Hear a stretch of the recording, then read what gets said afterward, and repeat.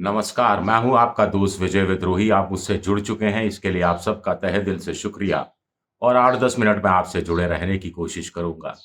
तो 5वें चरण का चुनाव खत्म हो चुका है, 2 चरण का चुनाव बचा है और अब एक बार फिर नंबर गेम शुरू हो गया है। चुनाव से पहले इसकी शुरुआत मोदी जी ने की थी, बीजेपी ने की थी कि बीजेपी की 370 सीटें आएँगी, उनके एनडीए की 400 पार सीटें आएँगी। और अब 5वें चरण के बाद अब इंडिया गठबंधन की तरफ से नंबर गेम शुरू हो गया है। कांग्रेस के नेता सपल हों, जयराम रमेश हों, अरविंद केजरीवाल हों, आम आदमी पार्टी के, सब कह रहे हैं कि इंडिया की गठबंधन की 300 सीटें आ रही हैं।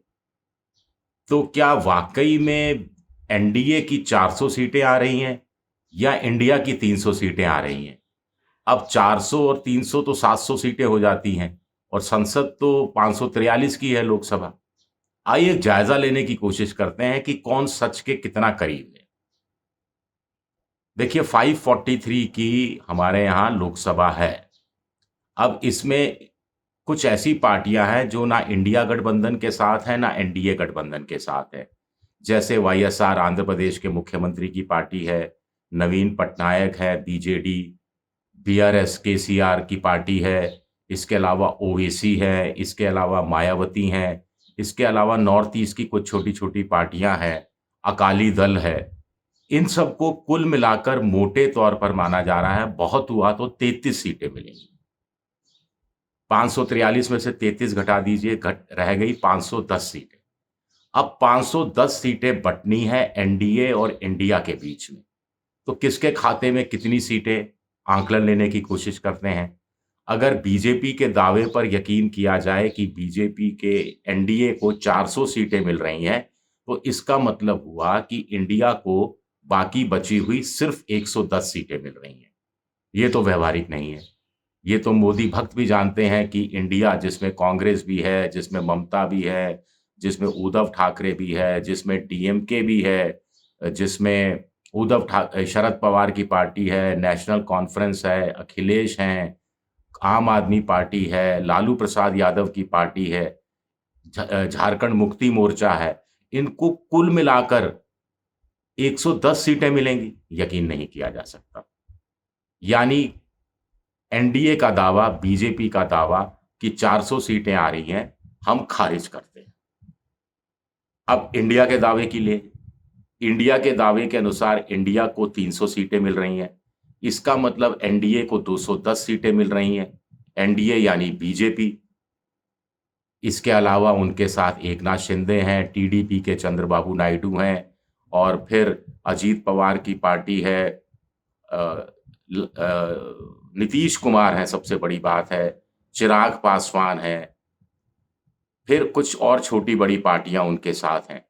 तो कुल मिलाकर इंडिया को 300 सीटें मिल जाएँगी और एनडीए को 210 सीटें मिलेंगी, ये भी प्रैक्टिकल नहीं है, इसको भी हम खारिज करते हैं।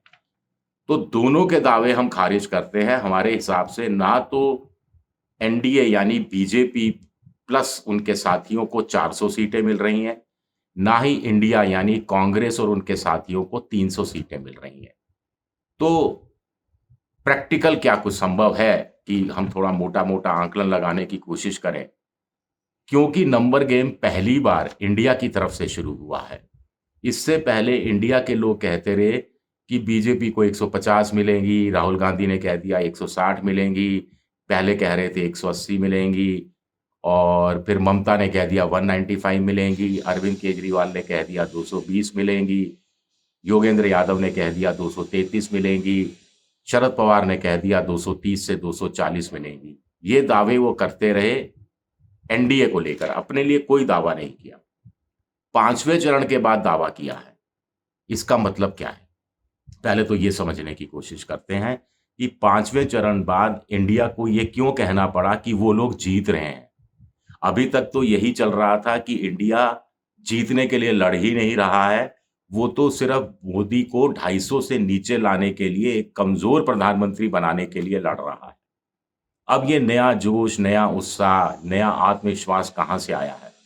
क्या 5 चरण के चुनाव ये संकेत दे रहे हैं? या अगले 2 चरण के चुनाव जिसमें 114 लोकसभा की सीटें बाकी हैं, जिसमें मुकाबला बड़ा कड़ा होने वाला है, वहाँ फ्लोटिंग वोटर में अपना प्रभाव डालने के लिए इंडिया गठबंधन के लोग ऐसे कह रहे हैं कि फ्लोटिंग वोटर को लगे कि भाई वोट खराब नहीं करेंगे अगर वो इंडिया को देंगे, क्योंकि इंडिया 300 सीटें ला रहा है। अगर कुछ लोग 400 सीटों पर यकीन कर सकते हैं, तो कुछ लोग इंडिया की 300 सीटों के दावे पर भी यकीन कर सकते हैं। इसमें क्या गलत है? तो क्या ये मंशा है? क्या इससे कुछ ज़ाहिर होगा? या इससे आगे के 2 चरण का चुनाव और पलट जाएगा? तो ना, चुनाव तो पलटा है 5 चरणों में।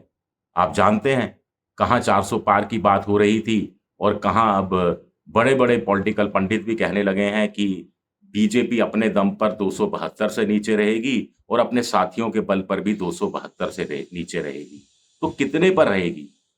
पहले हम देखते हैं जैसे कांग्रेस के लिए क्या करना पड़ेगा। कांग्रेस को अगर इंडिया गठबंधन को अच्छा करना है तो कांग्रेस को बहुत अच्छा करना पड़ेगा। पिछली बार 54 सीटें जीती थी, इस बार कांग्रेस को करीब-करीब 100 सीटें, 90 सीटें, 90 प्लस सीटें तो हर हाल में लानी ही होंगी। क्या वो लाने की स्थिति में है? एक मोटा-सा आंकलन देखा जाए तो स्थिति में हो भी सकती है। कर्नाटक में 12 से 15 सीटें मिल सकती हैं, तमिलनाडु में गठबंधन के साथ हैं 39 सीटें हैं, पिछली बार गठबंधन को 38 सीटें मिली थी, डीएम के साथ में थी। वहाँ 8 सीटें, तेलंगाना में 8-10 सीटें, केरल में पिछली बार 19 सीटें मिली थी 20 में से यूपीए गठबंधन को, जिसमें कांग्रेस के हिस्से में 15 सीटें 16 सीटें आई थी। महाराष्ट्र में कांग्रेस को 5 से 8 सीटें, उत्तर प्रदेश में 4 से 5, बिहार में 3 से 4, राजस्थान में 6 से 7, हरियाणा में 5 से 6, हिमाचल में 1-2, दिल्ली में 1-2, पंजाब में 6-7, मध्य प्रदेश में 2-3, छत्तीसगढ़ में 1-2-3, झारखंड में 1-2, असम में 3-4, बंगाल में 2-3, गोवा में 1 और फिर कुछ और अन्य जो छोटे यूनियन टेरिटरी है वहाँ पर चंडीगढ़ है, गोवा, दमन और दीव है, लक्षद्वीप है, पोर्ट ब्लेयर है। यहाँ की कुल मिलाकर देखा जाए तो कांग्रेस की सीटें मोटे तौर पर मैंने जो रफली अनुमान लगाया 90 से 110 के बीच में हो सकती हैं। अब इंडिया में जो अदर पॉलिटिकल पार्टी शामिल हैं कांग्रेस के अलावा, उसमें अरविंद केजरीवाल की पार्टी को पंजाब में, हरियाणा में, दिल्ली में मिलाकर करीब 8-1 सीटें मिल सकती हैं। इसके अलावा ममता बनर्जी पिछली बार 22 सीटें जीत कर आई थी, चलिए 22 मान लिया जाए, 22-23। शरद पवार के लिए 5-6 सीटें कही जा रही हैं, उद्धव ठाकरे के लिए 12-13 सीटें कही जा रही हैं, डीएमके के लिए 30-32 सीटें कही जा रही हैं। लेफ्ट को कुल मिलाकर अपने सहयोगियों के साथ, यानी केरल में भी 1-2 सीट, तमिलनाडु में 2-3 सीट, पश्चिम बंगाल में कहा जा रहा है कि 1 आध सीट इस बार निकल सकती है, तो 4-5 सीटें। नेशनल कॉन्फ्रेंस के हिस्से में कश्मीर घाटी की 3 सीटें आ सकती हैं। अखिलेश यादव को कुछ लोग कह रहे हैं कि 15 से 20 सीटें मिल सकती हैं। लालू प्रसाद को 10, 12, 15 सीटें, झारखंड मुक्ति मोर्चा को 4 सीटें। तो कुल मिलाकर ये आंकड़ा मोटे तौर पर रफली 120 से 130 का बैठता है। तो इसके हिसाब से देखा जाए कांग्रेस 90 से 110, गैर कांग्रेस इंडिया में शामिल पार्टियां 120 से 130, यानी 210 से 240। उधर बीजेपी को मोटे तौर पर जो अलग-अलग आंकलन है, अलग-अलग अनुमान है, उसके हिसाब से देखा जाए तो 220 से 230-35 सीटें मिल सकती हैं, 220 से 230 सीटें। बीजेपी के साथी जो एनडीए के हैं, जिसमें टीडीपी है, जिसमें जिसमें नीतीश कुमार हैं, जिसमें चिराग पासवान हैं, एकनाथ शिंदे हैं और अजीत पवार हैं, इनको कुल मिलाकर 20 से 25 सीटों का अनुमान लगाया जा रहा है। तो इस हिसाब से देखा जाए तो एनडीए के खाते में 240 से 255 सीटें जा सकती हैं और इंडिया के खाते में 210 से 240 सीटें जा सकती हैं। मोटा-मोटा रफली अनुमान है, लेकिन हमें ये नहीं भूलना चाहिए कि अभी 2 चरण का चुनाव बाकी है। 113, 114 लोकसभा सीटों का चुनाव बाकी है और ऐसे में ये चुनाव बड़ा इंटरेस्टिंग होने वाला है। सीटें ऊपर-नीचे 10-15 इधर हुई, 10-15 उधर हुई, तो कहीं ऐसा तो नहीं कि बराबरी की स्थिति पैदा हो जाएगी? ये भी अपने आप में बड़ा सवाल उठता है। शुक्रिया मेरा ये वीडियो देखने के लिए। पसंद आए तो लाइक कीजिए, सब्सक्राइब कीजिए, शेयर कीजिए और मेंबरशिप ड्राइव में भी आप जा सकते हैं। मेरी आर्थिक मदद की भी कोशिश कर सकते हैं। शुक्रिया आपका, बहुत-बहुत शुक्रिया मेरा वीडियो देखने के लिए।